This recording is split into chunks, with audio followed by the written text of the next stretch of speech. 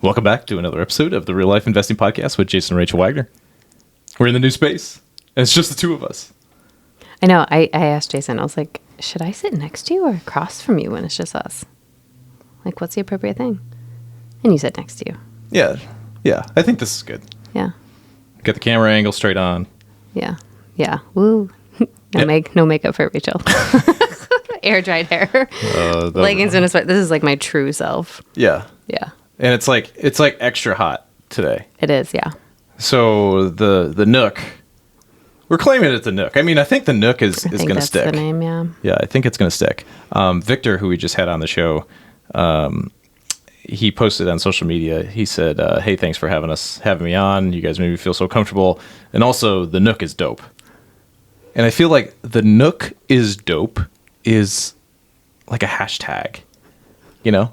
Like you made it a hashtag, yeah. Well, yeah. I feel like that could be a thing. Yeah.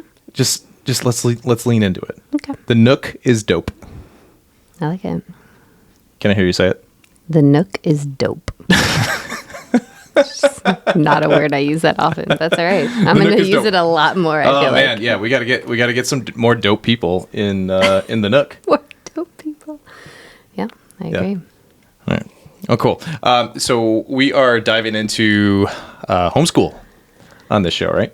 Yeah. This is going to be a lot of Rachel. This is going to be, Dad works.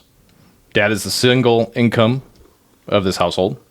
Rachel has the amazing privilege to stay home and be with the kids. And this last year, we went down the road of homeschooling our oldest daughter, who's 6, really starting first grade. I mean, technically, she graduated senior kindergarten and, Yeah, when we started the year, that was our intent, was first grade. Yeah. Mm-hmm. And I feel like that was probably a fantastic time to start this. Oh, yeah. Just in her, kind of traditional journey. I guess from my perspective of when we started this, I was like, if she can get the fundamentals down of reading, writing, numbers, just kind of those basics that you learn in kindergarten. To me, that felt like a lot of the burden was done already for you. I don't know how much of that is like actually a thing, but that's just kind of how my brain thought about it. Oh, I agree. Yeah, I totally agree, because the school that she was at, she had already been reading for 2 years. So she had 2 years of phonics, 2 years of reading, 2 years of math, and she had been practicing handwriting and writing. So like she can sit there and write out. Actually, when we made the decision to homeschool, it was because she took a piece of paper and she wrote down on a piece of paper, homeschool, and this is what I want to do during my homeschool. First, I'll do work, then I'll do this, then I'll have recess, then I'll have lunch, then I'll do, she was capable of doing that. She had those fundamentals. So I agree. Like my fear or worry of having to teach those foundational reading, writing skills was very intimidating. And so to know that she kind of already had that and I could take it and go with it was definitely a comfort, for sure. Yeah. So I think that made a lot of sense for us. And then, we were hoping that our second daughter would do kind of that same trajectory, which was, we sent to private school. And then, there's 2 levels of kindergarten at this private school, which is junior kindergarten, then senior kindergarten. And we were hoping that, both kids would go through that graduation ceremony at the end of senior kindergarten, wear the cap and gown. It's really cute. It's really adorable. Very adorable. It's like one of the best things. And, but ultimately we're actually not making that decision this coming year, because I think what we saw was that homeschool went tremendously well. Like it exceeded our expectations, I would say.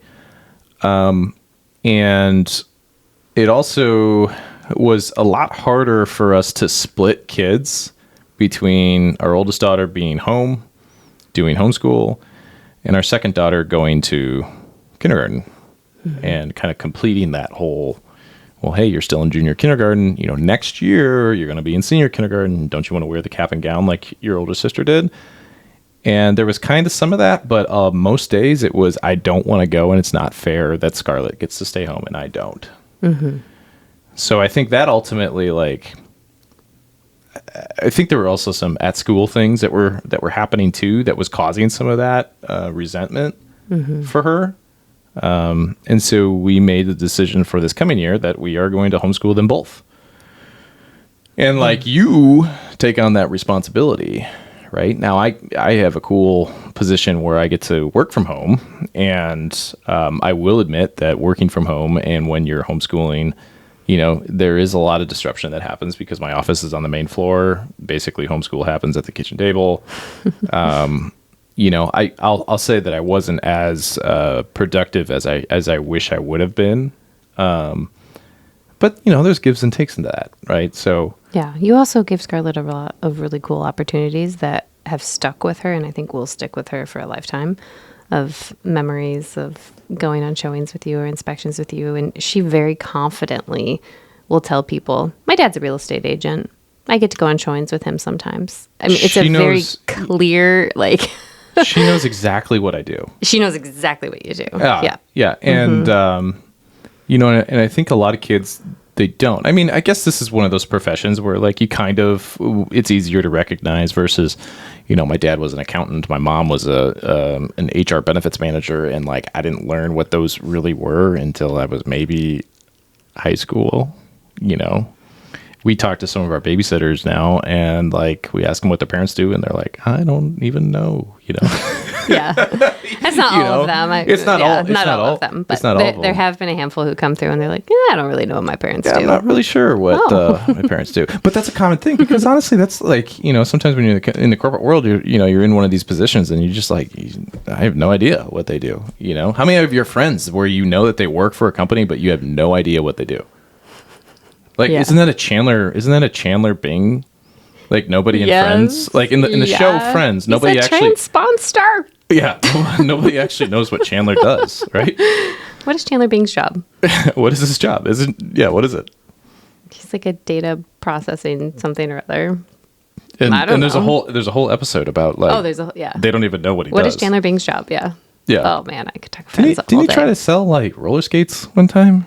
Yeah, so that was after he left his job and did an unpaid internship with like all these college kids, and it was like a marketing thing, and he was trying to sell roller shoes or something. Roller shoes. Yeah.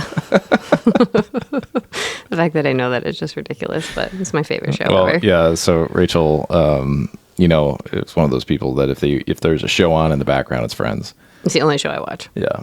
With the exception of a few exceptions. You've kind of dialed it down now because the kids rule the TV, but like,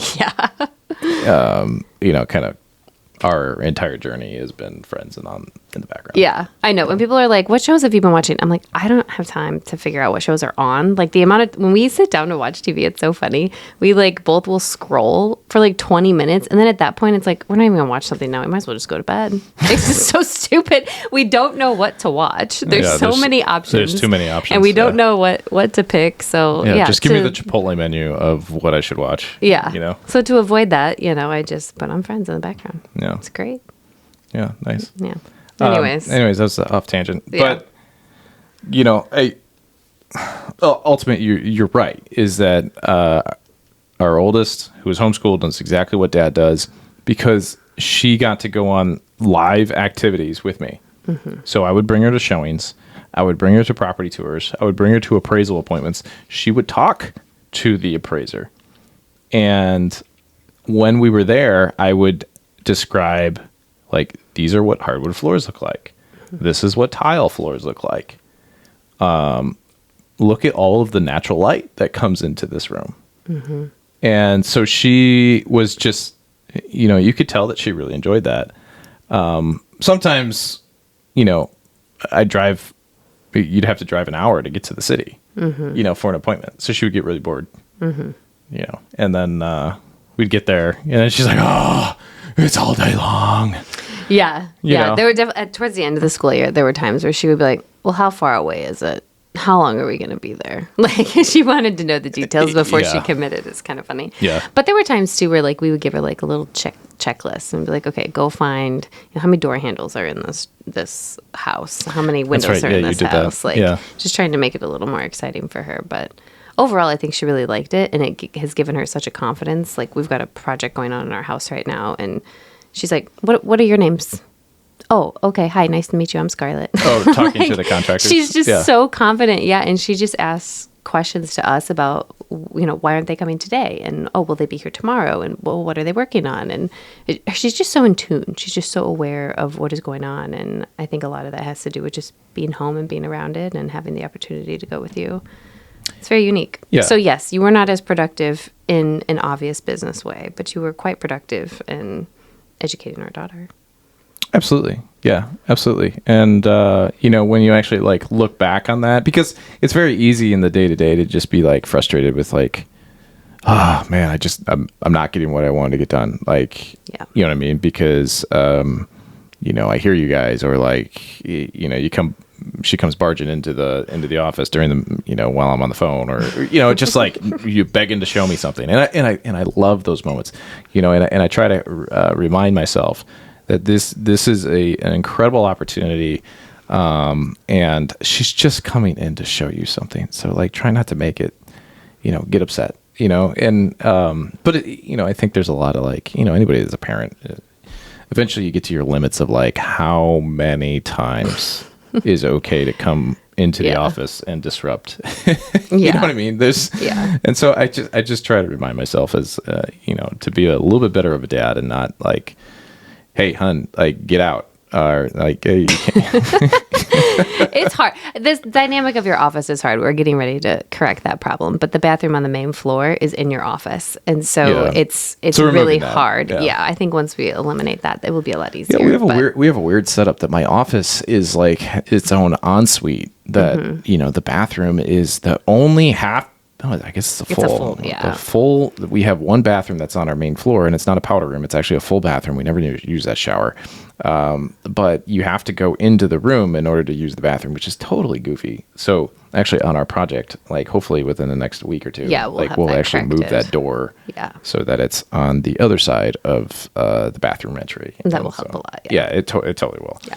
And you're touching on like what the hardest aspect of homeschool is, I think, from my perspective too, was just the constant, kids 24/7. So like having time to prep or do anything else or think about anything else there's constant interruptions. It's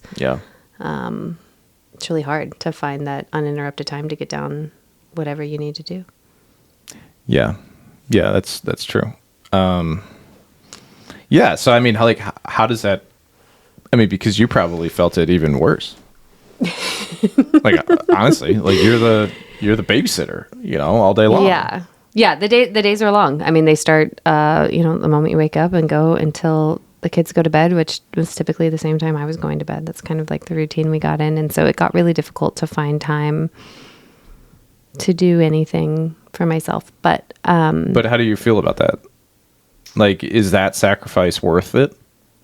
Oh, absolutely. Yeah, absolutely. And I think, part of it is a learning curve of how to carve that out and how to like seize the moments, because that was like one thing that I realized is like the moments are actually there for me to get things done that I want to get done. They're just not always predictable or on a typical schedule. And so just learning to adapt and seize that moment when it exists, like this, for example, like we, our son is napping right now. Like this wasn't a planned timing for us to do this, right? It was just like, hey, let's go seize the moment and get this done, because we've been talking about it for weeks, right? So just learning how to execute in that type of environment was a learning curve over this last year. Homeschool is so interesting because I think we had Leslie on the show and she was talking about different types of setups, and I am very much a classical unschooler. That's Leslie Dernberger. Yeah, we have a full episode with Leslie Dernberger, and actually, thank God for her, because she was basically our consultant. She was our consultant. We hired her. Yes, we did. We did hire her. So we did a podcast with her, several-hour podcast. Fascinating which episode. was like free consulting. Yeah, it was amazing. Yeah. She's also just a wealth of knowledge. She's very well connected. Like she was a speaker at one of Charlie Kirk's Turning Point USA, right? Or some event. Maybe it wasn't a Turning Point event, but She was a speaker. It was at a one of turning his, point event. Was it? Yes. Okay. Yes. Yeah. So she was a she was speaker there at one with, of his like, events, which Alex is Clark. pretty dope. If you know the Apothecary podcast, she was there also. The lineup was really incredible. But yeah, she's very connected. Yeah. She grew up in DC. Remember, she talked about that in her episode. Yeah. Yeah. So very connected, also incredibly knowledgeable. I gotta go back and listen to that one. Oh, because it hits so differently now, having done it. Yeah. Like it because I now have that done we're that. now that we're a year into it. Yeah, I listened to both hers and Kate Salas's. Oh yeah, and well, right, and because Kate was amazing. I mean, they just gave like so many. We actually interviewed people that homeschooled before we decided to homeschool. Like this was great due diligence. Yeah. We talked about it for over a year before we did it. Anita Palalis also did that too, right? Yeah. And I think we talk about her. Mostly her episode was all about faith, but she talks about a lot of her homeschool stuff. Yeah, she was a resource too. for me when I got started. Oh my gosh. Just how to start the day. Yeah. I mean, if you're really considering, homeschooling, we have 3 episodes already. This will be the 4th one on homeschool and on like how to do it. Yeah. It's pretty cool. Oh yeah. Yeah, and you kind of hear from different perspectives and families. But yeah, I mean, as I start to remember, think about that Leslie podcast where she was talking about how, your kids are just going to want to do school. And I was like, what? Yeah. She's like, it may not be at the time that you want to do it, but they're just going to come up to you and they're going to say, hey, can I work on 5 of those papers right now? Yeah. And like that actually is a thing, isn't it? Yes. It's so ridiculous because I remember hearing that and being like, okay, like, yeah, I can kind of see that. But like, no. This happens all the time. And with both of our girls. So like at the private school they were going to, they had homework pretty regularly and getting through homework was just so painful. It's like they were at school for like 7 hours a day, then they come home and they have to do more school. It was always a challenge, right? It was like very rarely super exciting. But with the homeschool stuff, same thing would occur at like, I don't want to say like it was all sunshines and rainbows because it wasn't. There were days where Scarlett was very much like, this sucks, I don't want to do it, just like scribbling on the paper, being obnoxious just to be challenging. And on those days, like I have heard so many homeschooling parents just say, on those days, just back off.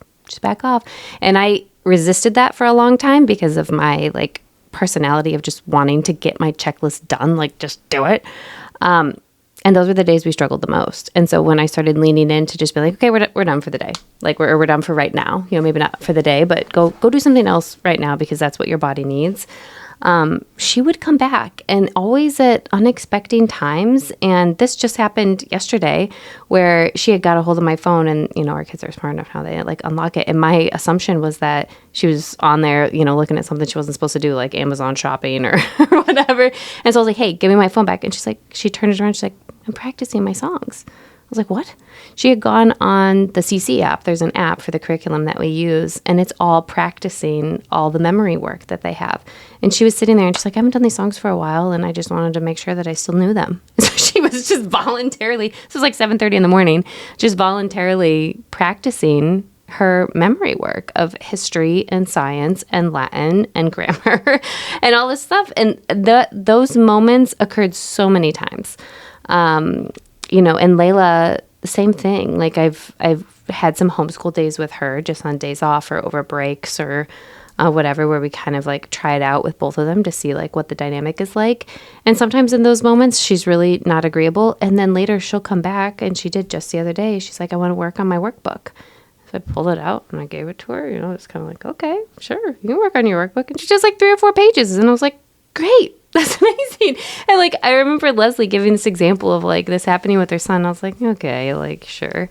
No, it happened all the time. It happened all the time. And those aren't unique moments to our family either, or just Leslie's family, because I remember Kate Salas talking about that as well. Yeah. And remember, Kate Salas's family is that her husband is a public school teacher, and they are homeschooling their kids. So that, as we very much got into the homeschool communities around here, is very common. It is. I can think of probably 4 people just off the top of my head whose spouse is a public school teacher or the parent was formerly a public school teacher. I think all four that I'm thinking of right now, the one parent is still a public school teacher and they're homeschooling their kids. Yeah, because was it Alex and her husband? Yeah, Alex, Kristen, Kate's Alice.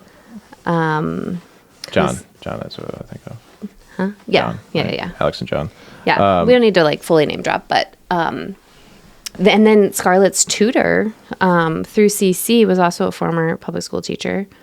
You know, she has young kids, you know, same as me, but she was a teacher. It's very common, very, very common. It was fascinating to come across that, but yeah. Yeah. I mean, so yeah, it's clearly a thing. Yeah.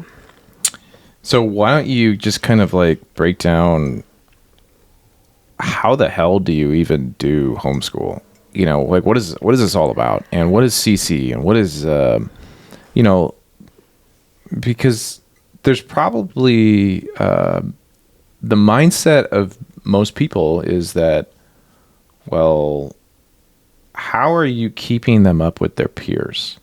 You know what I mean? We actually had that. I had that question asked to me one time, and I was like, Rachel, how do I answer that?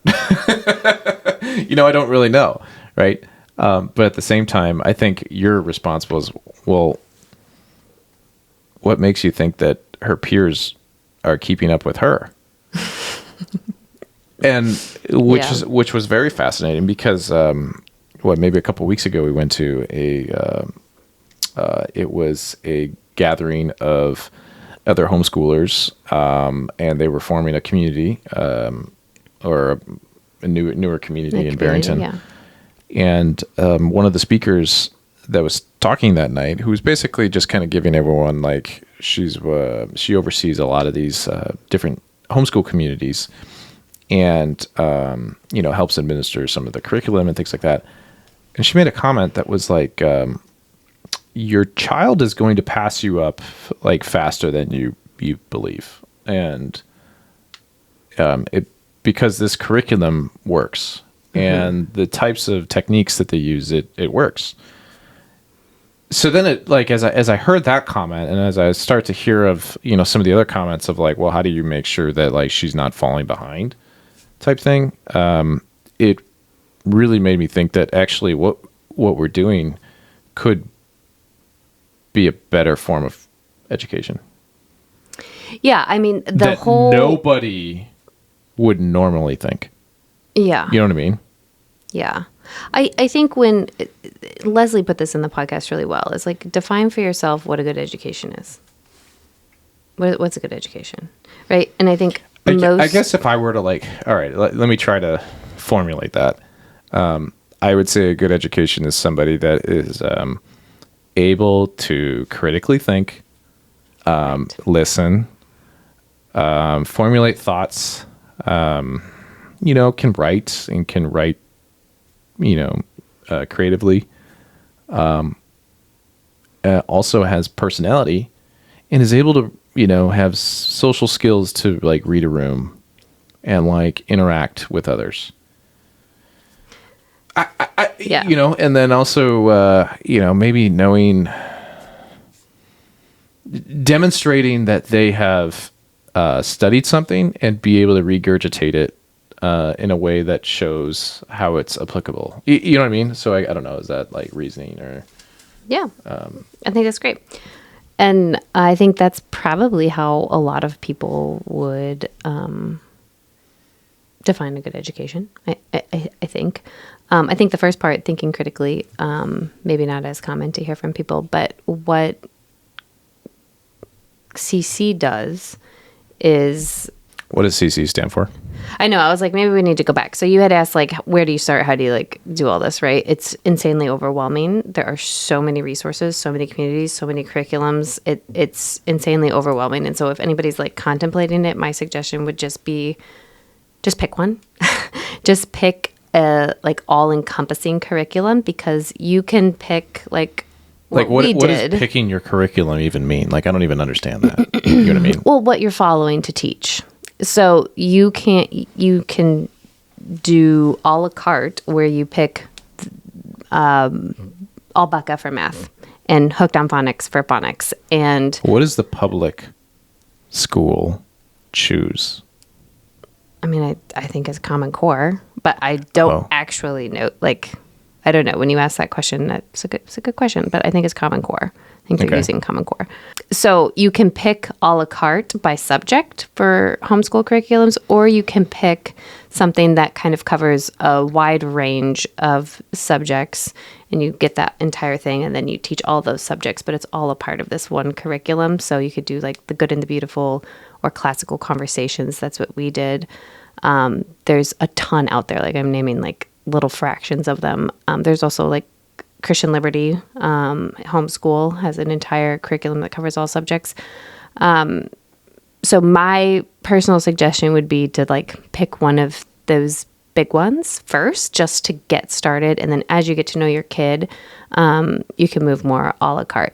I will say when we worked with Leslie and she kind of did like the analysis and everything for us, she picked our curriculum for all of our subjects. And it was a little bit more a la carte. And I did do that initially in conjunction with CC, and it was too much. Like I was over using things. So I would just pick one of the big ones. So we chose Classical Conversations. That's CC. Okay. And then, so what are the other like two big ones or something that people would choose? I don't know. Seems like we just kind of default to like... The ones I know and hear about in this area from people is The Good and the Beautiful, Classical Conversations. Okay. Then the co-schools like CCA. That's a co-school is like where they're going to school 1 to 2 to 3 days a week. And then the rest of the time is at homeschool. So you're doing their curriculum, but some days at home and some days from a teacher. So there's a lot of that going on. But the ones I hear the most of are The Good and the Beautiful and Classical Conversations. Okay, gotcha. Yeah. All right, so those are two like curriculums. And that means like actually buying books or materials, or what does that actually mean? Yeah, so I should have brought it since we're recording. But I mean, Classical Conversations has this little catalog. And in here... it is, your shopping list, and you're going to pick based on your ages which section of Classical Conversations you're doing. So how does somebody like get started with like, all right, I'm going to homeschool, and then what's like the first step that somebody needs to do? I mean, you pick your curriculum. So like, and so if you want to do, overwhelming. It is overwhelming. I mean? It's totally insanely overwhelming. That's why I'm pressing you a little bit. Like, how do we simplify this? Yeah. So for me, it was talking to people who were doing it. That was the first thing. And I spent a year and a half doing that. I just started recognizing that there were people within our community that were starting to homeschool. And so I was asking them questions. And so by doing that, they'd be like, oh, we're hosting an open house during, this week or whatever, you should come. So I would say January to March is a time to go check out co-ops, go check out communities, go start researching your options. And what's a co-op?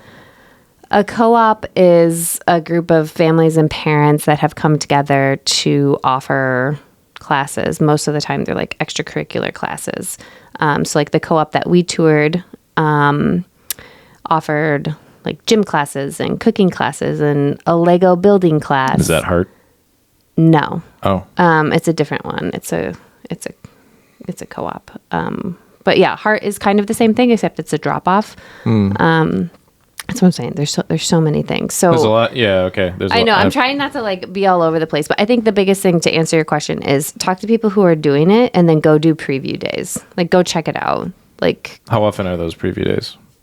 I would say like, each community would have like 1 or 2 every spring. So that's why I would say like between January, some have them in the fall, but I think like January to March is like your key time to start checking things out. That's when there's going to be an open house. You can go to the community and spend a few hours there. Bring your child along too, because that was interesting to me. The community that I really thought Scarlett was going to like ended up, she liked a different one, and that was the one we ended up doing for the first year. And then I took her again, and her vibe had changed, and now she wanted to go to the bigger one. And so I think it's interesting to bring your kids and get their perspective too, because they'll get involved and they'll see the other kids there and participate. So this so we call it a co-op, right? Or a CC. But CC's community. CC's community. CC's so community. we can't really call it a co-op. I mean, people like casually do, but if you're doing CC, you're calling it your community. Okay. Yeah. All right. So we do our community, and we did it on Wednesdays this last year, which was in Long Grove. Yeah.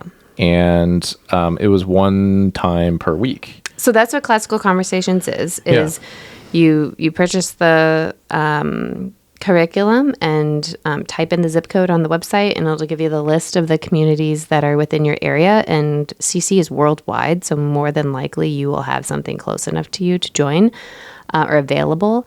Then you go to the preview day, and they'll explain to you. But it's all the same, like across the world. Everybody's going through the same content that school year. Everybody starts their day with an assembly where you all come together, you do a prayer, you do the Pledge of Allegiance, you do the timeline song, there's announcements, and then everybody who's in that community breaks off into their individual classes. And classes are separated by age. If you're 4 to 8 or 9, you're just doing foundations, which is what Scarlett did, and that would be half the day, so we're there from 9 to 12. So in her class, she had other kids that were not her age? It was because the community was smaller, her class was 4 to 7. But that entire age range, 4 to 8 or 9, is learning all the same content. It's all memory work. How it's presented will vary as they get older, but what they're memorizing is all the same. Is it weird to you that you have a 4-year-old and a 7-year-old learning the same thing?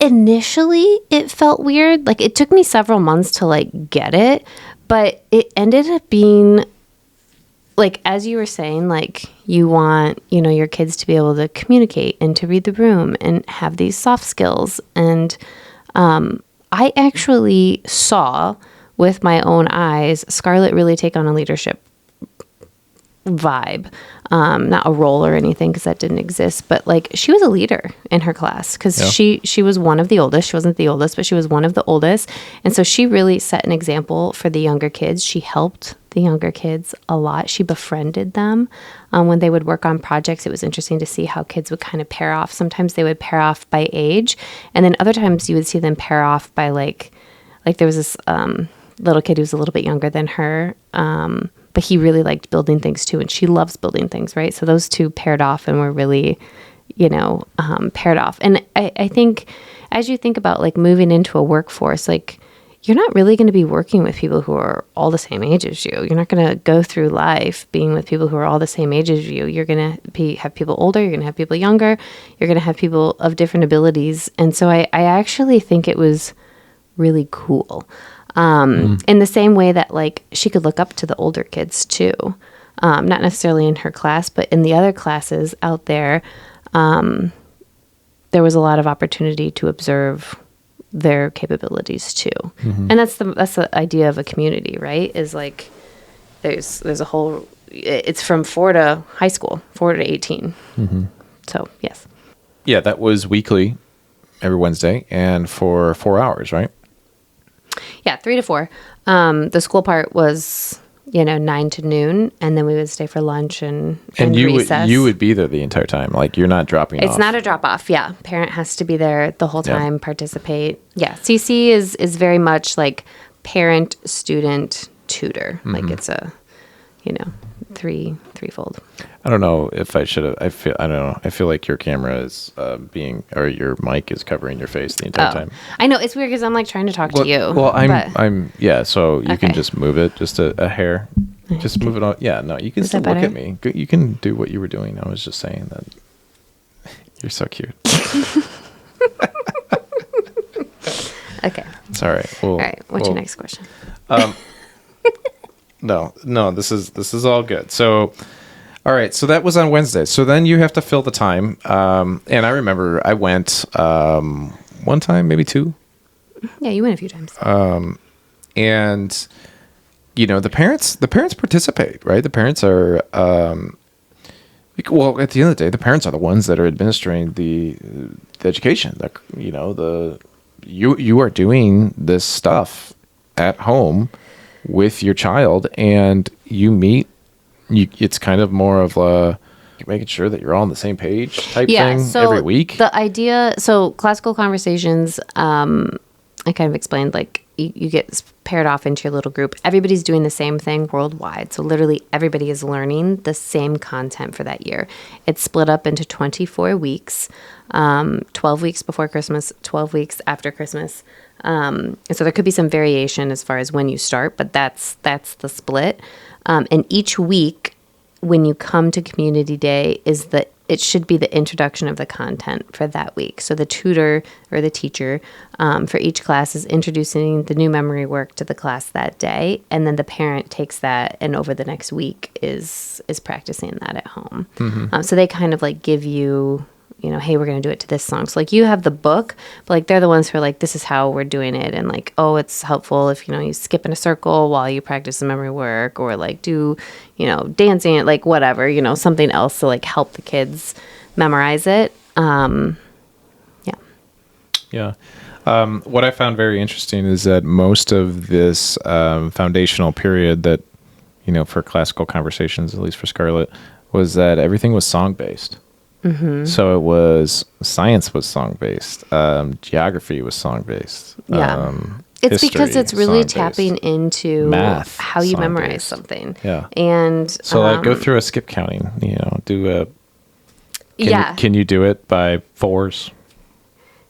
Can I count by fours? Yeah. Skip counting. 4, 8, 12, 16, 20, 24, 28, 32, 36, 40, 44, 48, 52, 56, and 60. That's amazing. And then now do sixes. Sixes? Okay.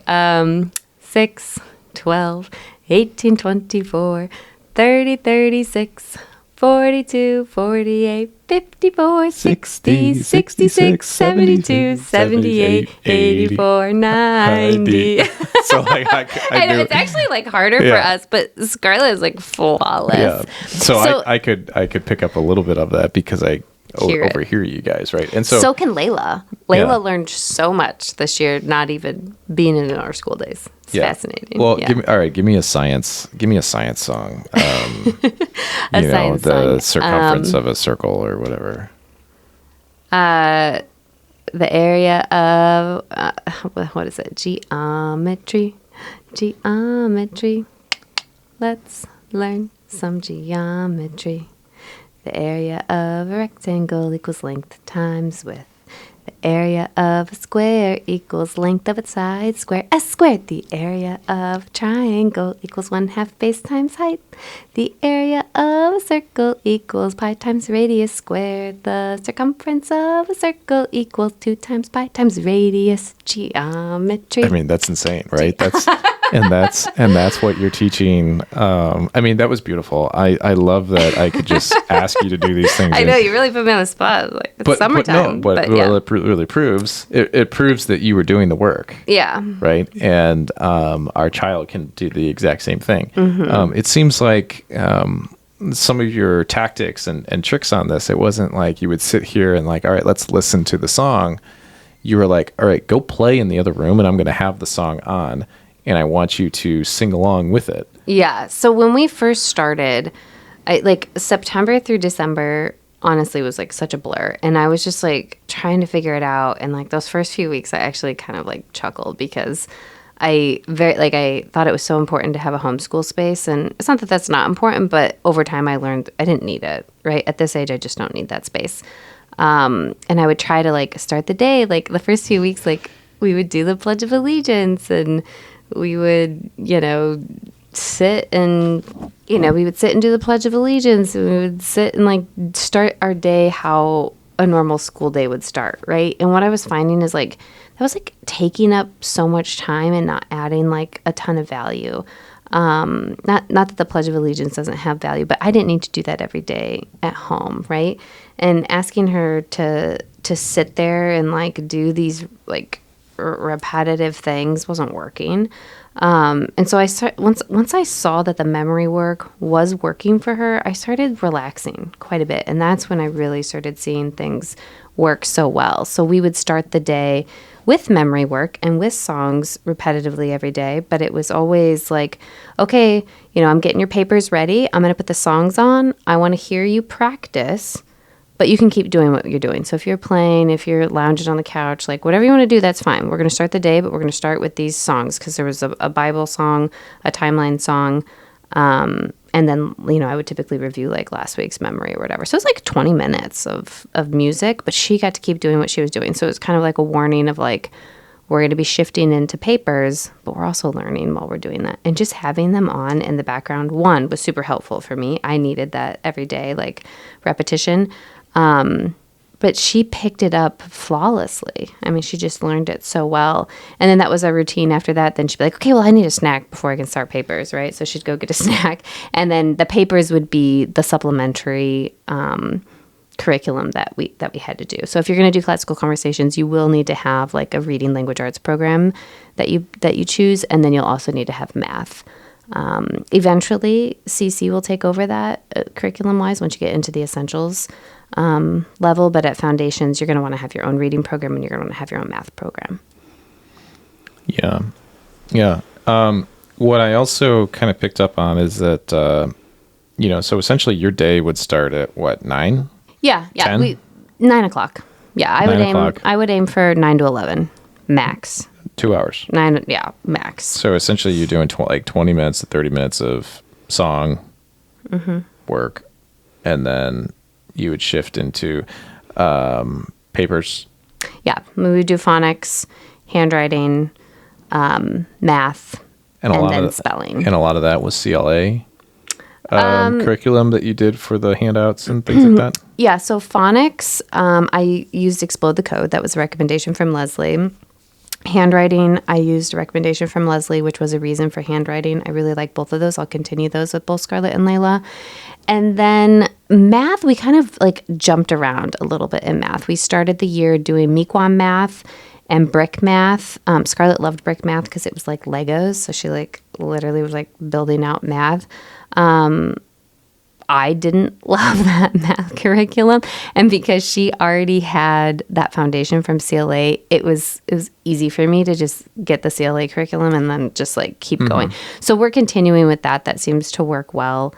And just so everyone knows, CLA was the private school that we were taking our kids to. And and they have a huge homeschool curriculum. Yeah, they actually had a homeschool curriculum that you could purchase. Yeah, K through 12. Yeah. And it's also used globally. Very, very big, very big homeschool program. So 2 hours a day, you would memory work, and then you'd skip to phonics or papers or things like that. And then I guess the big question I always have is like, how does your child view you as the mother and as the authority figure at the same time? Because I have a hard time with that where, I want to go play basketball with her in the driveway, and I'm asking her to do things, and she's just like, nah, and like she's just crazy, and like she just wants to have fun. Because every time she's with me, we have a lot of fun, and so I'm always just like, fun dad, and I'll try to discipline her, but then like, that only goes so far. Like for some reason, it's very hard for me to get her to do something that I want you to work on, and I want you to practice it. And like, she tells me no really quickly. Like, how the heck does she not do that to you for this type of stuff? Like, when we send her to practice, she will listen to her coaches because they are an authority figure. They're not the parents. Like, they don't have this comfort level.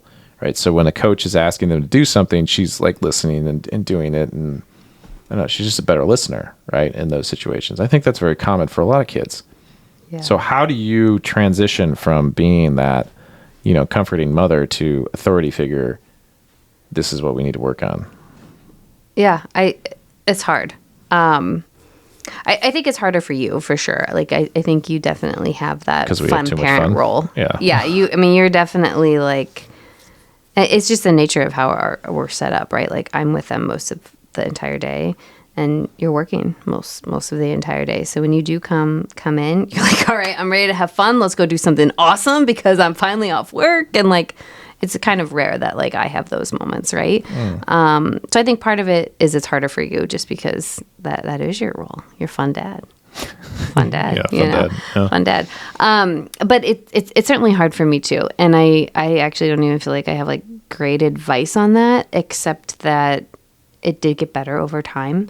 I definitely worried about that. And I remember Leslie telling me like, you feel that way because you've transferred your authority to the school and to the teachers, and your authority will be taken back when you are that person. And I don't think there's any like thing that I did specifically, but it did get better over time. It's still there's still a little bit of a struggle there, and I'm certainly not above, the threat of, well, you're going to have to go back to school if you can't do school with me.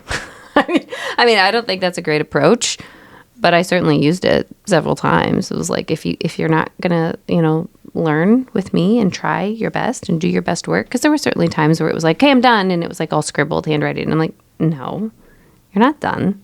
So you can correct it, or we can have a conversation about sending you back to school. It's kind of how it was. And every time it was like, okay, fine, I'll do it. I don't want to go back to school. I want to do this instead, and so right? and I guess we need to really kind of put this forward, is that this isn't us forcing Scarlett to be at home. Scarlett wanted this. Yes, and Layla very much wants it too. Like they want this. Yeah. And I think a lot of, when you first start homeschooling, it's parent driven, obviously, because kids don't even know. But then once she got a taste of it, she loved it. Right? Yep. Yeah, it's interesting. And a little sad too. It started out for her is because she was having a little bit of a bad experience at school, and part of it's her personality of just wanting to be a perfectionist. She actually did phenomenal in school. Both our girls have done very well academically, but the environment, which lesson learned from us, I think it was, at the time very important to us to have such a strong academic foundation in school, and that was part of why we chose the school we did, and I still value that so much. But I think watching our kids go through it, the lesson is that approach isn't a great fit for all kids, which Leslie told me that. I just didn't fully believe her until I saw it. But there were moments for Scarlett where she felt a lot of academic pressure, and she's just said to me, at kindergarten, as a kindergarten, that's insane.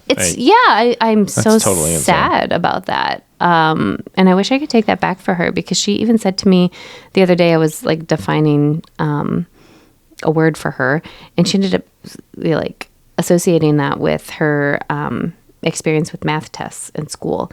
And she just like all of a sudden went into the story to tell Layla about how when, 2 years ago when, she was in Mrs. Blah, blah, blah's class, she was taking a math test, and it took her forever to finish it. And so she's really bad at taking math tests. And it just broke my heart, because I was just, you're not really bad at taking math tests. Like that moment defined her in her mind, right? Like she felt like that moment defined her. It was such an impactful moment for her to have at 5 years old. And I just so badly want to take that back. But that was the root of her starting to speak up and saying, I want to do something else. I want to do homeschool. And we were seeing all these families making changes. It's very interesting, because you never think about that stuff, but those are defining moments. Think about the kids that just like, they automatically have in their head, oh, I'm a dumb kid. And like, I'm good at reading, but I'm bad at math, or vice versa. Or I stink at school, and get me out of here. Like, how many of those kids? I mean, I can think of so many of them in high school. They just didn't have any self-esteem. Yeah, and you kind of wonder, did some of that stuff start even at these young, testing phases? Yeah, right. And you're technically being measured against your peers and things like that. And I guess, is that necessary? Well, you're being measured against a test too, Right. and like a standard. And what I found with Scarlett over this last year is her brain is fascinating. She's very smart. She's very able to She's think very critically. inquisitive. Like she asks is. incredible questions that Oh you my would gosh. never think that child would ask. And I don't seem to see it from Layla quite yet Yeah. at all. And so They're very everyone is different. going to They're very say that different everyone's going to kids. say that their kids are like the smartest kids in the world, right? That's just natural bias. Yeah. But I actually do kind of think that like Scarlett is asking incredible questions. Yeah. And I'll just never forget, there was a time where we had a contractor come over, and it was middle of the day, and we were looking at installing a generator, whole house generator for our home, just in case power goes out. And actually, we've had our power go out a few times, and it's very disruptive when that occurs. And if it lasts longer than an hour, like it's really disruptive. So anyways, I was looking at this, and I'm walking through the basement with him, and I'm bringing him upstairs, and Scarlett comes over and is like, "Hey, who are you?" And he says, "Oh, I'm a contractor. I'm looking at." And I said, "Yeah, he's looking at putting in a whole house generator." She's like, "Well, what's that?" And he goes on to explain what a whole house generator. And then her next question is, "Well, how does it work?" Yeah. And I was like, "Whoa, I don't know. I actually have to tell, like, this guy has to explain it to this 5-year-old. How does it work?" Yeah. And anyways, Yeah. like he couldn't explain it, simply either. But it was just one of those questions where it was like she actually wanted to know how something like that worked. Yeah. She asked me the other day, we've got a loaner vehicle right now. I didn't tell you this because the Cybertruck is being repaired, and she was just loving it and asking all these questions about the buttons or whatever. And we get out of the car, and she turns to me and she goes, "Does it run on gas or on a charge?" It's just like, it's a great question. It's an electric car too. It's just, Yeah, that's very interesting, right? And so we do see some of these interesting results where it's like she has great memory work. She, the other day, or a month ago, you had made a video of her just reciting all presidents. How many presidents? 50? No, 47. Trump is Jesus, 47. What am I thinking? What am I, an idiot? See, I went to public school. Yeah, no, I 40 think 47 presidents. So she can name all 47 presidents In because order. it's in order because it's a song. It's unbelievable. And you didn't even know that she could do that. And she just automatically did it. Yeah. I had just added the song to the playlist and was just putting it on just for a few weeks. Like we weren't even quite to the point of needing to know it. And then she just started singing it one day, and I was like, "Wait a minute, do you know that song?" She's like, "Yeah." I was like, "You know the whole thing?" She's like, "Yeah." I was like, let me hear it. She just rattled it all off. I was like, "Oh, that's amazing." It really is. It really is amazing. Because I don't know anybody that could do that. Yeah. I had so many moments with her, going back to like her questions and stuff this year, where I was just thinking, gosh, like her wheels are spinning. Her wheels are always spinning, and being home allowed her to go as far as she wanted, most of the time, to go as far as she wanted to go with the questions, right? And I just always was thinking, gosh, like, how many questions did she have unanswered sitting in a classroom being silent? Yeah. Right? Because the questions weren't always on topic, which can be a little bit of a frustrating thing. But like when you kind of get over like your goal for the day and just lean into the fact that like she's asking because she's got a genuine curiosity. And that curiosity is where the learning happens. Right. And as you get older, you start to recognize that the high performers are the people that are genuinely curious about what they're trying to learn. I mean, we're always lifelong learners, right? There's always something that can be learned.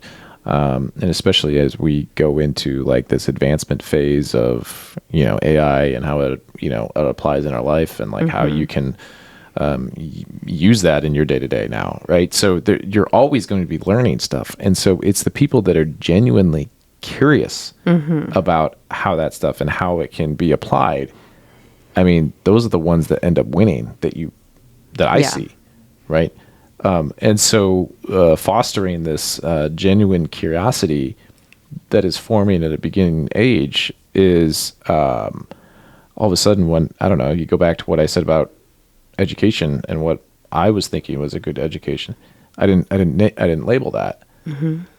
But that is, to me, that's huge. Yeah.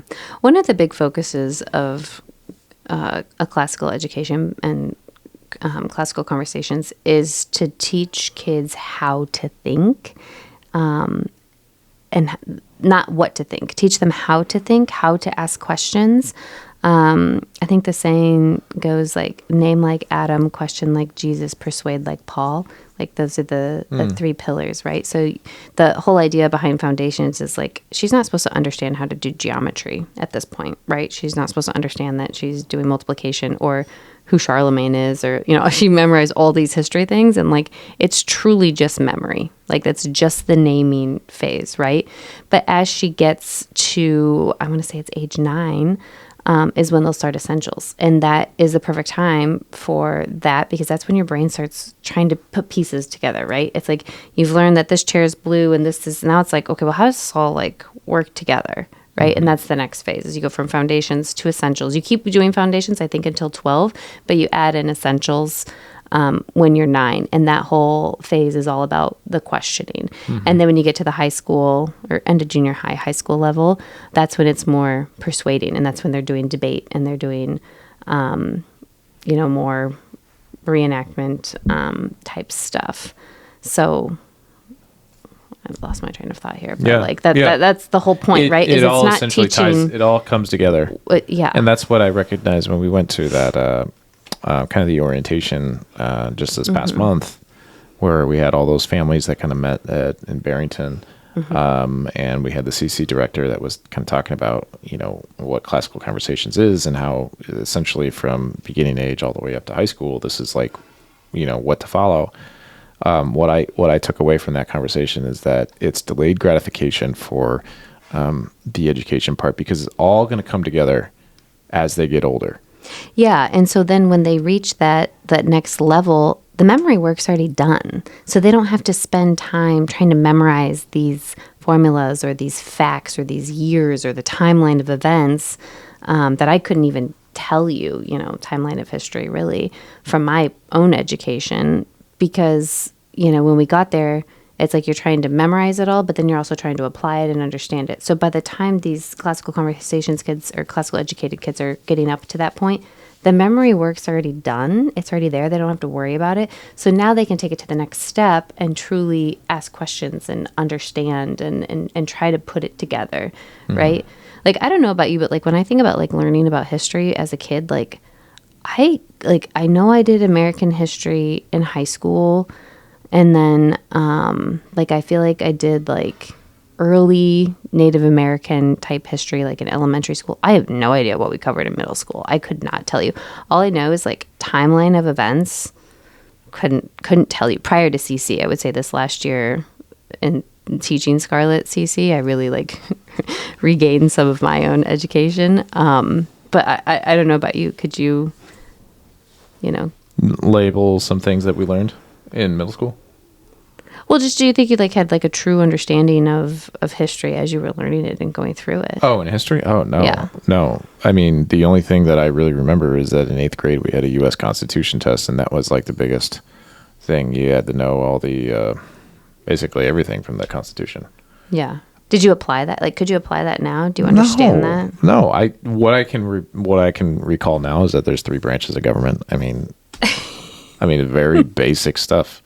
We had a friend, I won't call that person out, but we had a friend who couldn't name the 3 branches of government. Yeah, right. And then all the amendments. Is that the word? The Bill of Rights. Yeah, the First Amendment, right? Oh, Jesus Christ. This is classic public education. You know? Here I am. I can't even recall some of the, what the First Amendment is, what the Second Amendment is. I mean, you kind of know, but what is the First Amendment?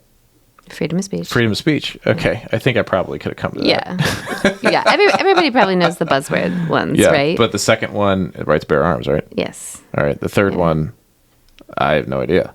What's the Third Amendment? I don't know.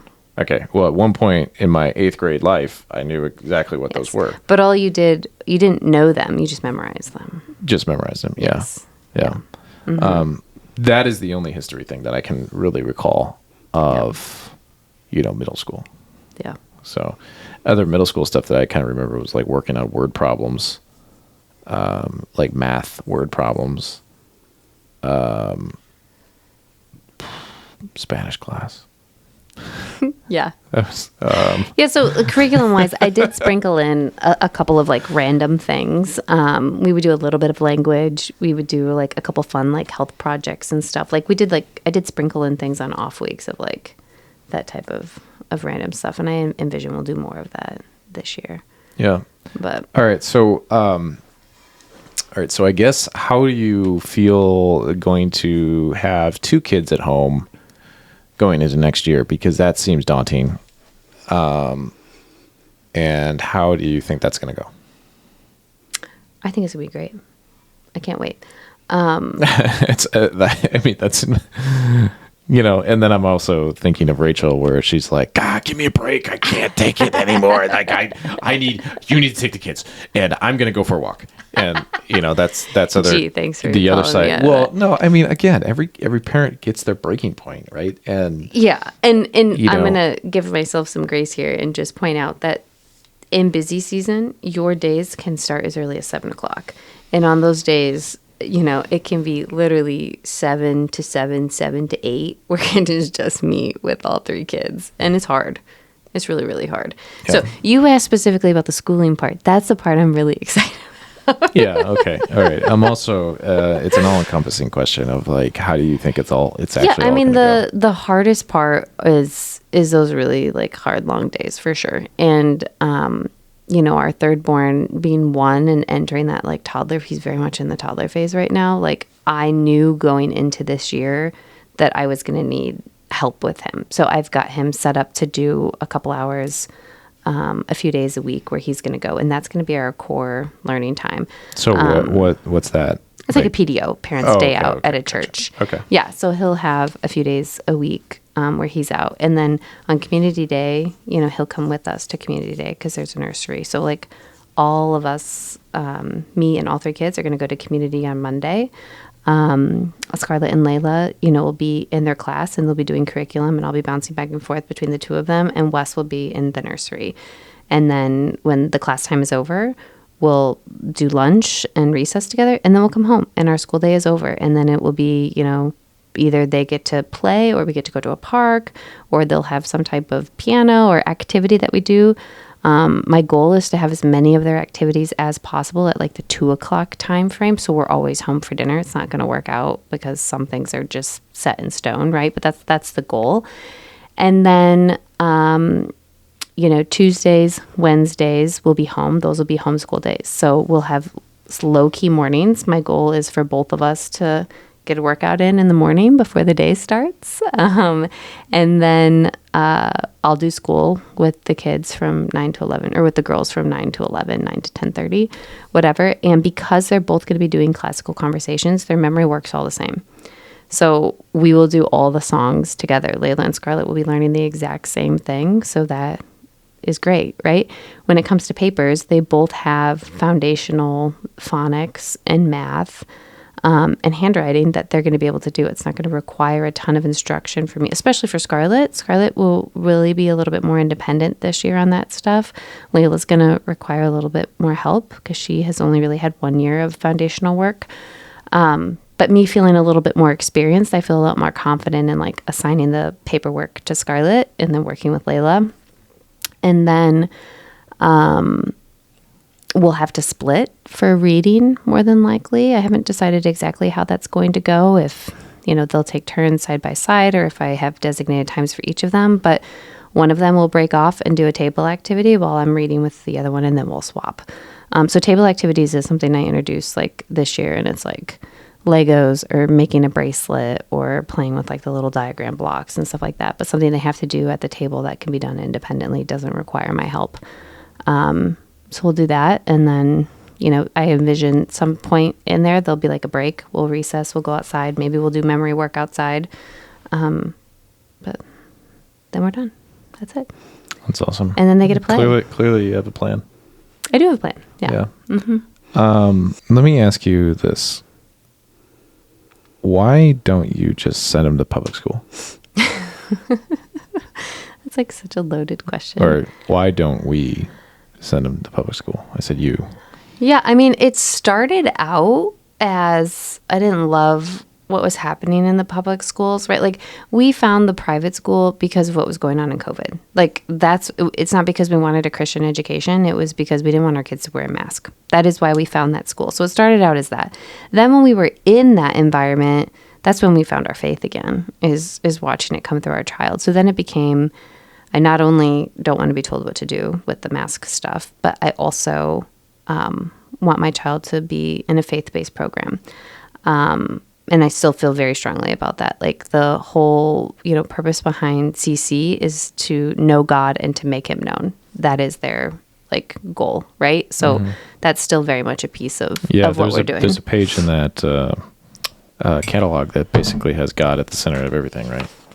Yeah, that's the mission. Know God and make him known. We have a T-shirt that says that. Yeah. Yeah. Mission, to know God and make him known. Yeah, and so it is a totally different aspect. And, be honest, right, you just said we found our faith through our kids. And that's really true. I mean, actually, I found my faith through the election of Donald Trump. And then it was our child who brought it into our life on a daily basis. Yeah, our kids asking to pray at dinner was like, okay, let's do it. I know, and so they will do individual prayers, and they want to lead in prayer, and it is the most amazing thing ever. Yeah, and we let them do that. They want to go to church on Sundays. Yeah, they do. It's a different life than what I mean. I was brought up Catholic, and I remember going to church, and I remember going to religious education classes, and for some reason, I don't know, it didn't connect with me like it does for our kids. And perhaps it's the Christian base versus the Catholic base type stuff, but it just didn't hit. But it hits so much deeper now. Well, I think it was very separated, right? And so that's to kind of go back to your question of why not? Oh, that's an interesting public comment. School, right? Yeah. So you were going to school, but then you were going to CCD or whatever your Christian, church school was called. It was very separate, right? Yeah. But our kids started out in school with God at the underlying of everything, right? And so it was very intertwined. And that was what a private school brought. Yes, right. Private Christian school. That was a private Christian school, and that's what that brought. A lot of private schools too. are faith based. Yeah. A lot of them, are definitely faith based, and the public schools very much remove God from education as a whole. Yeah. And so when you're asking why not public school, there's certainly layers, right? And there were other things that came up that we were seeing that is whoa, I don't want that for my kids. I don't want that happening for our kids. So, but why did we make it so? Why did we feel like that was such an important thing that they needed to have in their life? What, faith or not public school? Faith. It came down to morals and values and a confidence in knowing who you are.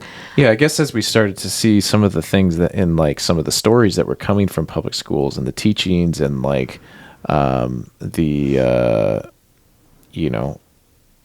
guess I don't know. It's very much evolved for us, right? It started out as a COVID thing, and then it became a faith thing, and then it was we just started seeing these pieces of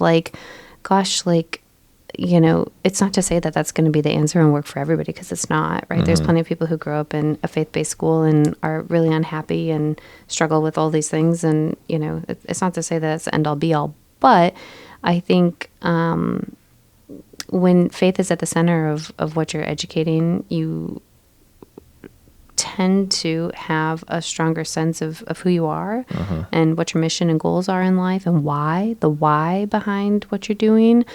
So I think my hope in doing this is to allow my kids to really become who they are. And I have to constantly remind myself of that, of they're not my children, they're God's children, right? And I'm just here to help them become who they're truly meant to be. Like I don't want them to be what I want them to be, right? And it's a really hard thing of control to like let go of. And actually, two of our most recent podcast guests said something about that, of like, I was living for somebody else and I was doing something for somebody else. And I can relate to that too, right?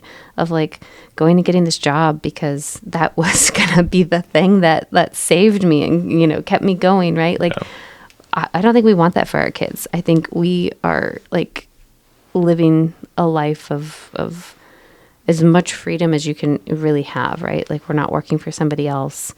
We're raising our kids and educating our kids and doing things on our terms in most instances. And that is like true freedom.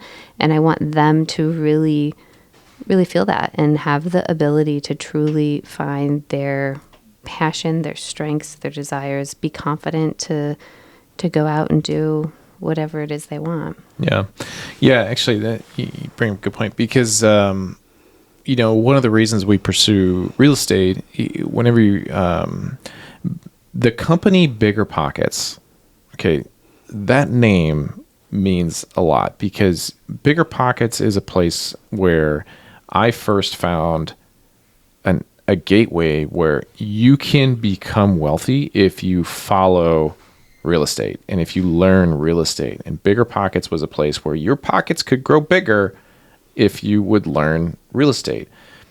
But as you start to like follow the people that created that company, Brandon Turner, for example, we all go after this financial freedom aspect, and financial freedom can come from real estate. And that's why I personally chose real estate to be my line of work and what I wanted to spend all of my time doing, because it offered this financial freedom aspect.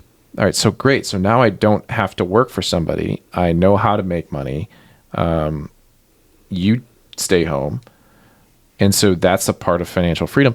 But then financial freedom unlocks other freedoms. Mm-hmm. And what does that freedom really look like? Well, financial freedom, yeah, okay, you can pay your bills, and you can go out to eat, anytime you want, and like, mm-hmm. you don't have to worry about what you're ordering, and you can Instacart versus actually going to the grocery store, or like you don't have to go to the discount store anymore. You can go to the, and you can eat Whole Foods and things like that, right? Mm-hmm. That's what financial freedom unlocks.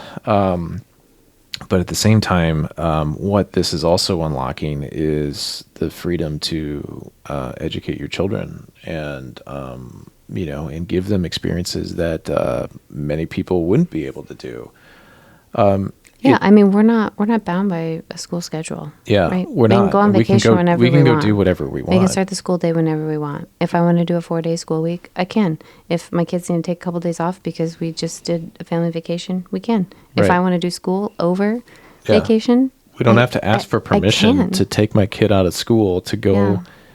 Yeah. And we want to go somewhere because of some event, or if Rachel is pursuing a cheerleading dream, and if she makes a team, well, we have to go move our family and like figure that whole thing out. It certainly makes things a lot easier because we're not bound to, a structured, permission slip. Yeah. Right? So it's when you start to like really dive into, well, why are you doing the things that you're doing? It's trying to provide for your kids so that they can have a really great life. And, sometimes we need to like have that at the forefront of like, why do we go to work every day? It's to provide for the family. What does that actually mean? Mm-hmm. And is it just to live in this one area that has great schools and to, have them grow up and, be able to, make sure that they have plenty of presents at Christmas time and things like that. Like those are all, I'm sure on the top of many people's lists. But to have homeschool your children is probably not on people's lists, and I think it's just like another level of like freedom. Yeah. I think it's really blowing up too. I mean, Leslie said that it was like a couple years ago already that we had her on the show, and she was just saying you're seeing these schools pop up everywhere.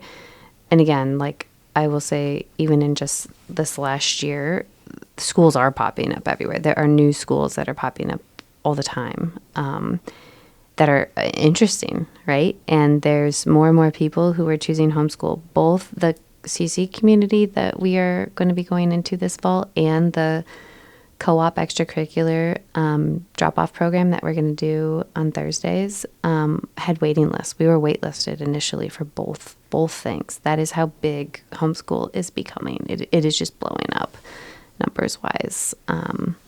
Yeah. I think people are starting to see like the freedom that you can have when you're doing that, and the freedom that your kids have too. Like when you were saying like other reasons to not public school. Once it started out like it was this evolution, right, of all these little things that came about. But then once I did it, I'm like, whoa, like all of a sudden our kids were going to gymnastics at 1 or 2 o'clock in the afternoon, which meant they had their whole evening, free, which meant they were going and doing these extracurriculars. So that's a big thing for me. What I would really love to dive into more is that, you get 2 hours of school in the morning, and then you can do extracurriculars in that early afternoon. And so that way it's not a, 5, 6 o'clock. Mm-hmm. When you're burnt out after 7 hours of school. If you do a long day and then you got to go do something. You're just not at your best. Right. And it's a lot. And so, I mean, I just think back of, my standard school day, which was, you starts at 8, out at 2:30, football practice started at 3, and then you'd go till 5:30, get home at 6. I mean, 6:30. I don't know, and then you just wake up and you do it all over again. But it's like there was a lot. That's 8 to 2:30. Several kids, right? Everybody's got a different schedule. You're never all seeing each other, and it's crazy. Yeah, it's chaotic. Yeah, 8 to 2:30 of sitting in a desk. Obviously you move between periods and things like that, but like it's really draining. It's very draining. Mm-hmm. And then you got to go perform. I mean, how many times were you just like, you weren't at your best? Mm-hmm. And so that's what I would really like to dive into more is to really have a great schedule of like, they do things in the morning, and then, that early afternoon, 1 o'clock period, they can go do an extracurricular, and maybe it's, maybe that's an opportunity where they could get, an additional, because obviously if they're on a team, they still have to abide by like the public school schedule. Well, yeah. And even like at this point, like those soccer practices, they will be when they're set. Yeah. Yeah. It is what it is. Yeah.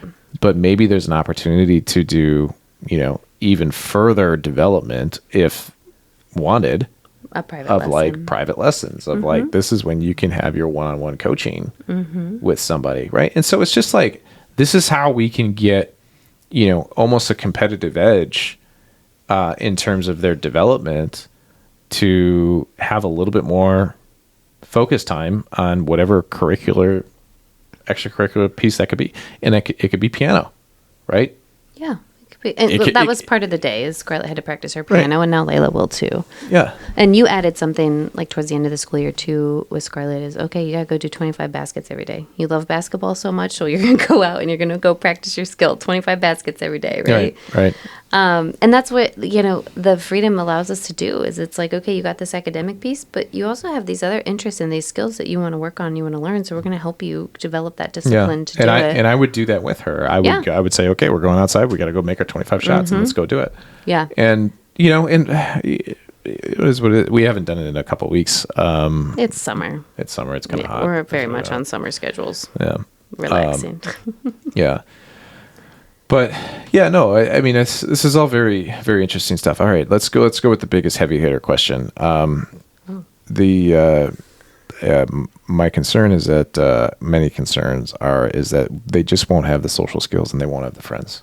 Yeah. Let's talk about that. Yeah, it's really interesting. Our kids are really young, so I take everything I'm saying with a grain of salt at this point. But a real quick thing I will share is that last year for Scarlett's birthday party, she had 2 friends she wanted to invite. And that was coming out of being in the school for 3 years, right? She had been at that school for 3 years among the same peers. She had 2 people she wanted to invite, and that was it. This year, for her birthday party, coming off of a year of homeschool, she's got like 15, 16 friends that she's inviting. She's got friends that, were still from her old school in CLA that we kept in contact with that she wants to invite, friends from soccer, friends from basketball, friends from our community, or co-op, as you would call it, that she wants to invite. And now friends from summer camp. And the kids' age ranges span, too. It's actually really kind of cool and interesting. And the kids from summer camp, her and Layla, are actually both friends with. They're both going to come, or the kids are going to come to both of their parties, which has been really cool to see, too. So I definitely took note of that. I found it very interesting that the years that she was coming off of 3 years in a school setting, that she had kind of identified, these are my friends and these are the only people I play with, versus coming off of homeschool. We were going a lot of different places. But I would say arguably less, right? We were at these environments less time than when she was in school, but she's got all these friends she wants to invite. Her social confidence, I think, is actually significantly greater than it was the year prior. Lots of factors at play too. Like, great, she's getting older. There's a lot of different things, but she, for the most part, can walk into a park, a playground, somewhere, and make friends. I would say there were instances on some teams where we had to encourage her of like how to make friends, because she did have a team that she joined this year where everybody on the team went to the same school, and she was like the oddball out. So it took some time for her to gain some comfort of like, everybody has a friend here and I don't have a friend here. So that was, a learning experience for her. And you gave her some tips on like how to make friends, compliment what they're doing, or, get involved in this on the bench, sit next to them on the bench, things like that, where she kind of needed some coaching. But now, there were people on that roster that she wanted to include in her birthday party that she remembered that were her friends. So there's that. And then I think the more important piece long-term, is her ability to talk to people of all ages. Like you said, she's going up to our contractors being like, hey, what are you working on? What's your name? What are you here for? Like, tell me about what you're doing, right? And that skill is something that is just going to carry her all the way through life, right? Because if you can get over that fear of talking to people, of talking to anybody, when you walk in, if, she decides she wants to go do a corporate job or whatever, or if she wants to go into sales or whatever she decides that she's going to do, if she cannot be fearful to talk to anybody and just feel confident to say, hey, I'm Scarlett, this is whatever, introduce herself, that skill is going to take her so many places. Yeah. I actually vividly remember I brought her on an appraisal appointment, and I think it was the very first one. And I said, yeah, this is my daughter. She's going to be joining us. And she stuck out her hand and she said, hi, I'm Scarlett. and she stuck out her hand to shake this appraiser's hand, and he was like, "Oh, no school today?" And she says, "I'm homeschooled." And I'm like, "Yeah, this is an opportunity for me to bring her and kind of see some site visits, and these are great appointments to come through because we don't have any clients that are we're not client facing and things like that." So no, I vividly remember that as a not being afraid to introduce yourself.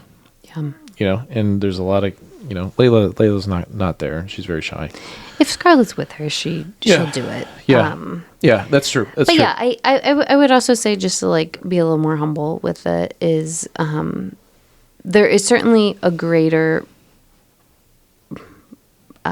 responsibility. I was going to say burden, but that's not the right word. There's a greater responsibility that falls on the parent to ensure that those experiences exist, right? Like you have pointed out to me several times, like we need to be better at planning play dates for her and making sure that we can foster those friendships. And you're right. That responsibility is greater when they're not with their friends like every day. Right. So it's making it a thing to, hey, let's have so-and-so come over, or, hey, let's go to Chuck E. Cheese with so-and-so, and trying to do some of those things so that she has more of those opportunities. Yeah. And this year I think it's going to be a lot better too. We're going to have 2 days a week where she's getting together with peers as opposed to just the one. And a lot of the peers that she'll see on Monday will also be at that Thursday. I also think that there's a sincere risk of, peer environments. Oh yeah, we talk about this all the time. So I think there's a very dramatic risk, and I think the risk is higher than maybe we would believe. Yeah, I would so much rather her be in the setup that we've done over this last year than in the public school setting when it comes to the socialization piece. So think back to your public school and, were you ever bullied? Or, did somebody ever make you feel like you were small? Or... Well, just those defining moments of like the test experience, testing, and right? Like all my peers are watching me, right? Right. And this is going to carry with me. Hey, what'd you get on the test? Right. And it's just, just a lot of these little moments that happen, and it's part of coming of age, I think. You can't escape it all the time, but at the same time, these are very defining years. And for somebody's mental health type thing, it's, I know of a story of somebody that we knew. He was a high performer, and he had a daughter that he didn't even know was being bullied online, and to the point where it is like the worst story that you can possibly think of. And young too, 11. 11 years old, and you always think like, oh, it's not gonna be us, it's not gonna be my kid, and like things like that. But you can't control other children that you're surrounding your child with. Like you're being the good parent, the responsible parent. You're sending them off to school, and they are going to learn. But at the same time, you are exposing them to whatever those other children are going to want to say, want to do, want to expose your child to. And I just think that potentially a lot of this mental health stuff can really come from, early childhood years. Yeah, and it's not to say that those moments didn't exist, because there were several moments that I can think of over this last year where at an activity or even at a play date or at something where she was with a peer, somebody said something, that kind of hurt her feelings, of like, oh, you still like PJ Masks? Like, that's for babies. Like, why do you play with that? Like, that's where somebody once said something to her, you're begging for the ball. Why are you doing that? And it like kind of took her back, and she was like, gosh, like that person's not being very nice. But I was there very shortly after that instance, right after the practice or right after or even during, right? And she came and she talked to me about it. And I said, I asked her, I said, well, how'd that make you feel when they said that? And she said, it made me feel sad. And I said, well, do you think PJ Masks is for babies? Well, no. I said, well, do you still like it? Well, yeah. Well, then who cares? Who cares what they think, right? So instead of having that 7-hour window where that's sitting with her and stewing over her and possibly coming up several more times, right? Like I was there to help her, and you too, at different moments, to shake it off and twist the perspective so that it didn't like stew in her brain as long as it did. And so there were several moments where I saw her like in playdate peer moments where somebody would say something to her and she'd be like, meh, she'd shrug her shoulders and walk away. Like it doesn't bother her anymore. She doesn't care. She loves Paw Patrol. She loves PJ Masks. She loves the preschool shows still, and she doesn't care. Yeah. Who cares? Like, and that's, I think, when you hear people say like, well, do you really want your kid being socialized by 30 of their peers, right? I think the reality of human nature is like there are kids that are going to rise to the top, and there are kids that are going to get squashed and kind of get pushed to the bottom, right? Yeah, and my biggest fear is that you have, because parents get to see the greatness of their children every day, and their personalities. My biggest fear is that there's going to be somebody that rips that personality away from her. Mm-hmm. And all of a sudden she can't access it anymore because of that thing that happens. And I would say that I have seen that type of thing happen with people I've watched growing up, and where they had huge personalities, great, oh my God, so much creativity, confidence, leaders of groups, and then all of a sudden something happened along the way, and they shell up, and they've lost their confidence, and they don't rise to what I thought that they could have been, type thing. Yeah. And that's a real fear for me. And so the peer pressure or peer influence came about so much earlier than I was expecting. We've seen it a lot over the last 2 years of just like, so-and-so's doing this, so I want to do that too. And it's like, that wouldn't have even been a thought in your mind if it hadn't. So the peer influence is so strong so early. Yeah. I think I was surprised how quickly that was going to come about. But yeah. Yeah.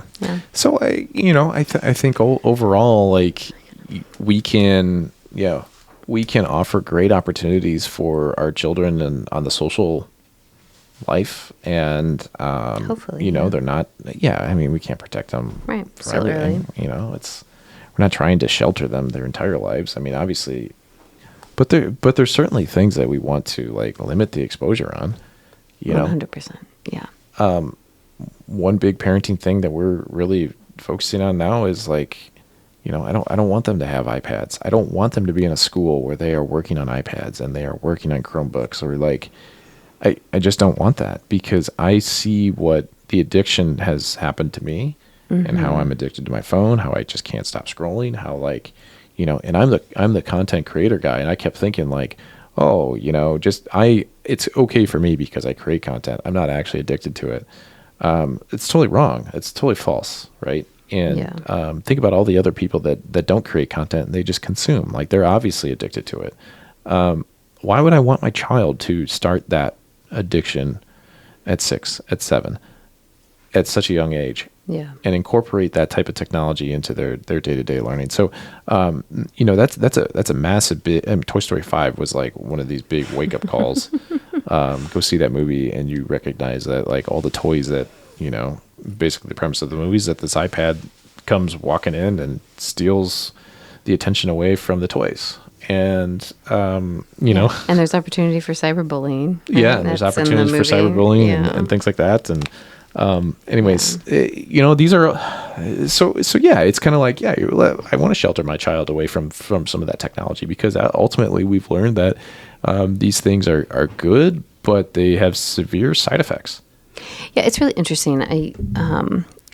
I've thought about this so much because I've heard people say, well, I want my kids to have experiences and I want my kids to learn from those at a young age so that they have that exposure growing up. And I used to think that argument made so much sense. Like I agreed. I was like, yeah, like I was exposed to a lot as a young kid and had a lot of experiences that shaped me into who I am. And so I agree, right? Like sometimes growing up quickly, set you up to be better in adulthood. And I really used to kind of believe that. Now being a parent and reflecting on like what makes me and thinking about that, I actually challenge that greatly, and actually think that you want to make sure that kids are getting exposed to things when they're actually ready to handle it, and not earlier, because of how impactful it shapes who they are, right? Like, you don't want these really defining moments to happen before they're actually able to comprehend them and take them and process them, right? Like, my 5-year-old shouldn't be sitting here saying I'm really bad at math tests, right? Like, I had to point out to her, I'm like, well, Scarlett, like, we took a lot of math tests over this last year, and remember, I timed you. You had timed math, and she goes, oh yeah, you're right. Like, I had to remind her of this because she had this core memory that shaped what she did. And I just think, like, if you're putting across the board, like, if kids are having experiences before they're actually ready to comprehend what that means, or the impact of that, or I don't know, I'm kind of speaking very broadly here, but just in general, like, every experience they have is going to shape who they are. And so I want them to be sheltered initially until they're actually ready to handle more complex things. So yeah, my perspective on that has changed a lot. Yeah, very fair. But, all right, well, cool. I think that was I think we covered it all. That was longer than we were thinking it was going to be. I mean, there's a lot to talk about. So I know, it's good. Yeah. We got to go, though. Okay. All right. Well, awesome. Big takeaways? Big takeaways. Just start. Now you sound like a real estate investor. I know, it's the same kind of thing, right? It's like you can adjust as you go, and I don't know. Check it out. Do you think that people that work full-time jobs have the ability to do this? Yes, we actually know. Yes. Oh gosh, shoot, there's more we could talk about. We actually know a family who both of them work full time and actually have to cut back their work from home days. They had way more work from home days previously, but they're having to limit those going forward. And they have 4 children, and they're planning to homeschool this year. Yeah. It is hard. I'm not going to say that it's easy. I'm not going to say that anybody can do it. But if you have the flexibility in your schedule to kind of like carve out a couple hours. Here's the thing. You don't have to homeschool from 8 to 4. Right. Like, you have to very much get yourself out of this mindset of like, this is the school day and this is how the school day has to go, right? Like, you have to unschool yourself, basically. Those parents, should they choose to, could do homeschool at night. They could do homeschool on the weekends. They could carve out, time during the day if they wanted to and do homeschool during the day. The point is it doesn't have to be 8 to 4. It actually shouldn't be 8 to 4. Just hour and a half, 2 hours, depending upon the age of your kids. And it can be any time. And there are people who do it. I know several people who are working, who are homeschooling. And there were moms within our community. They were working part-time. I don't think I know any. Well, no. There was a mom working full-time. She was a physician. A physician? Mm-hmm. Yep. Whoa. Yeah, she was a DO. Wow. Yep. Yeah, so I guess it's really a question of not if, but how. How. Yeah. How. I have to go. But. Okay. All right. Well, if you found any value in the show, I think that's about it. So, I mean, that was a good takeaway. All right. Well, thank you for everybody for listening. If you found any value in the show, please share it, and we will catch you on the next episode.